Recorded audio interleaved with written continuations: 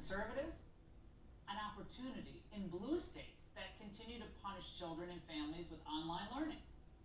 The message to low-income and working-class families, including minorities and immigrants, should be this. The Democrats claim to care about your kids, but actions speak louder than words. And their actions show you what they truly value, and it isn't education. And that's the angle. Joining me now is Rebecca Friedrichs, who was a California Teachers Union member for over 25 years. Rebecca, if this doesn't turn Americans against these unions, what will? Well, exactly. Let's hope and pray this does. Awaken Americans to see that we need to get these teachers unions out of our schools. In case they don't realize, it's really communists who are posing as teachers unions. They are the money and the muscle behind the Democrat Party, and the unions call the shots. The reason Biden would want to place Lily Eskelsen Garcia or Randy Weingarten into the cabinet position at the United States Department of Education, oh God help us, is because they call the shots. I can say, as a veteran educator, it would be totally irresponsible and reckless for him to nominate either of those women or any union activist to have any authority over America's schools. If they're given any additional authority, they will completely destroy our schools and our free republic. Now, I want to read something that Joe Biden said, apparently, in a Zoom call. This happened yesterday. I'm going to read it for you, with roughly 30 governors. He says, I know it's going to be controversial for some of you, but I'm going to ask that we're going to be able to open schools at the end of 100 days. Rebecca, parents across the country are hearing this, okay? And they're thinking to themselves, we're not going to make it 100 days. My kid's not going to make it 100 days. I have children, and they're on and off in online learning, and we're very fortunate. But even in my situation, I'm seeing what great cost this is being brought to bear on their learning and their ability to interact with others. This is outrageous. Outrageous doesn't. It's actually criminal. It's child abuse. Well, it is child abuse, and it's immoral. And I can tell you what we're seeing here is never let a crisis go to waste. This is what these communists are doing to us. And it's time for parents to awaken. You just said so many things, Laura. I could go on for an hour. The social emotional learning they're trying to push on our kids, beware parents. That is not safe. They're trying to harm your kids with that too. The science. The teachers unions actually rewrote the scientific method. They crossed out empirical evidence. They claim that science is when we all agree on a theory, and then they only take the theories of people who have their radical leftist agenda. I mean, I live in California, Southern California. You mentioned that a lot of children are committing suicide in Southern California. That's immoral. I can tell you that last time I checked, exactly 0 California children had died from the COVID.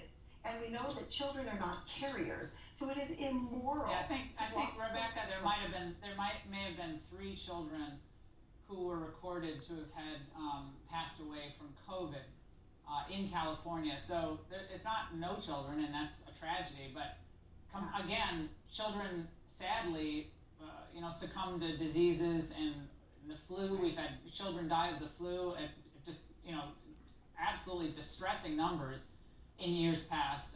Thankfully, we're not dealing with that this year. But I got to get to something really quickly that the head of the LA Teachers Union said about reopening schools. Watch. It's clear that the people pushing the unsafe reopening of schools are listening to the wrong folks. They are not listening to the Black and brown families we serve, who overwhelmingly want to stay with remote learning. Well, Rebecca, that's just a lie, because they're the ones being hurt the most, and their parents, many of them essential workers, who have to be in the workforce and can't be a teacher at home. Precisely. And I have to say, where I taught, my students came from 42 different countries. So we teach every single color. We're not parsing children by color or by how much money their parents make when we're real teachers. These unions, like I said, they're communists. They are using these divisive tactics to just divide all of us. And this is truly a tactic by these unions to cripple our economy, to damage our educational excellence, and it's really so that they can undermine our free republic. Well, rewrite our history and clearly create a whole new generation of screen-dependent children who are not able to question their idiocy in the classroom. Rebecca, thank you so much. It's great to see you tonight. Thank you. And as teachers' unions are fighting for school closures, they're also looking to undermine the most fundamental building block of civilization. You get it, the family. The New York City Teachers Union recently adopted a Black Lives Matter at the school resolution that calls for disrupting the Western prescribed nuclear family structure in order to collectively care for one another, and especially our children. Joining me now is Dave Rubin, host of the Rubin Report. Dave, our children. All I could say is they're not getting anywhere near my children. Okay, nowhere near my children. But they're endorsing basically communal living, putting the state above the individual family unit. Laura, we're basically watching every institution and every norm that we have in America disintegrate at the exact same time. What are they talking about? Our children. Laura, you have children. They're not my children. I'm working on having children, and they're not going to be your children. It is up to the parents. The parents have the children and can raise the children as they see fit. But what's really perverse here is that I thought Black Lives Matter had something to do with police brutality. Isn't that why people were out there protesting and rioting and burning things down and everything else? Wasn't it about police brutality? And now suddenly we're finding out this is about destroying the nuclear family? I mean, we know, there are so many studies on this.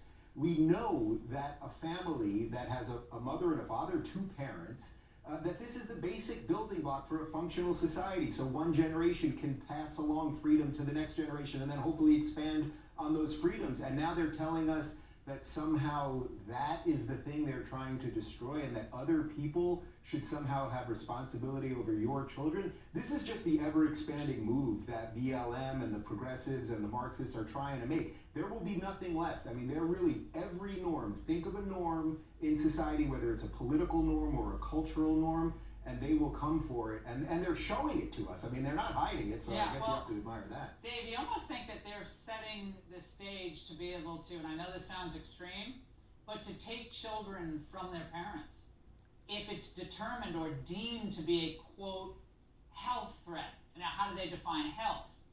Is it just virus, COVID? Or is it thinking, the way they are being taught, the values they're being taught? Is it about global warming? Is it about racial issues? What is it? Is it about gender issues? You see where I'm going here. Well, if you listen to them, it seems like they want to lead us to their utopian future, except we know that that will ultimately lead us to a dystopian future. So when you say that, it sort of sounds, oh, that's fear-mongering or something, but it's not that fear-mongering. If you say, well, these people, they're racists, right? They're racist because they have outside political views and they don't bow to all of our demands. And also they're against lockdowns and they're conspiracy theorists and the rest of it. Well, if you believe that the state is God, as so many of these leftists do, why wouldn't you use the state power to save the children? I mean, it actually doesn't strike me as that crazy. I would say anyone watching this, I mean, at this point, it's almost your responsibility to get your kids out of public school because you have no idea what they're learning. I mean, this stuff is being imported. We see this really across the country. And by the way, you know, the Democrats are not for school choice, right? They're not for charter schools and they're not for private schools, even though Elizabeth Warren's kids, I know you know, Elizabeth Warren's kids go to private school, Gavin Newsom's kids go to private school. Exactly the same as Chavismo.